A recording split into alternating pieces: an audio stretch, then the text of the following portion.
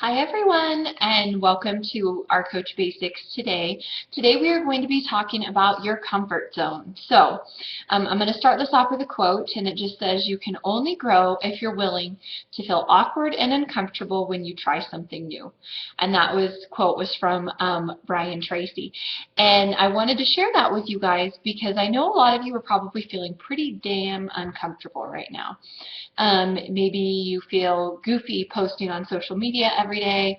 Maybe you feel silly asking people to join your challenge group. Maybe you're just downright scared. And you break out into sweats and palpitations every time you send a message. If you're anything like me, and even still, sometimes when I send messages, I'll like sit there over my phone, hit send, close my eyes, shut my phone down, and walk away because I don't even want to know what they're going to say because I'm so freaked out about it. So, but I wanted to talk to you guys about why it's such a good thing for you to be outside your comfort zone. Now, research has shown that when you are outside of your comfort zone, you're actually more focused. The creative side of your brain actually works better. You adapt better to changes that occur in your life because you're used to being outside that comfort zone. And you find it easier to push yourself forward when you're faced with uncertain situations. Those are all wonderful things to feel when you're outside that comfort zone. But once again, getting used to feeling uncomfortable is a little bit new. Today, as society as a whole, we're taught that being uncomfortable is a bad thing, right? Being in pain is a bad thing. Being forced to deal with your issues is a bad thing. Anything that makes us feel anything but happy and comfortable can't be good for us, right? Which is why so many people avoid exercise because it makes them uncomfortable physically. It's not always the most comfortable thing to do. But in order to be a good coach, we've got to get used to you've got to get used to living outside your comfort zone just a little bit because that's where, in the end, the magic happens. So I wanted to give you guys a few tips on how to get comfortable outside of your comfort zone, if you will. So the very first one is be accountable to someone, whether it is your coach, whether it's your coaches, whether it's an accountability partner. I want you to be accountable to someone. Let them know every day that you've done one or two things that have made you a bit uncomfortable to move your business forward. Don't feel like checking in with someone is a bad thing, even if you haven't met your goal for that day.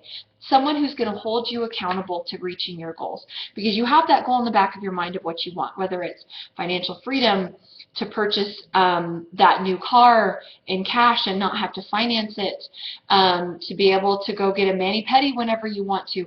Whatever that reason is sitting in the back of your mind, use that as a reason to pull yourself forward into a place where you're not going to be very comfortable all the time. The other thing is play to your strengths. Don't focus. If you're weak in an area, if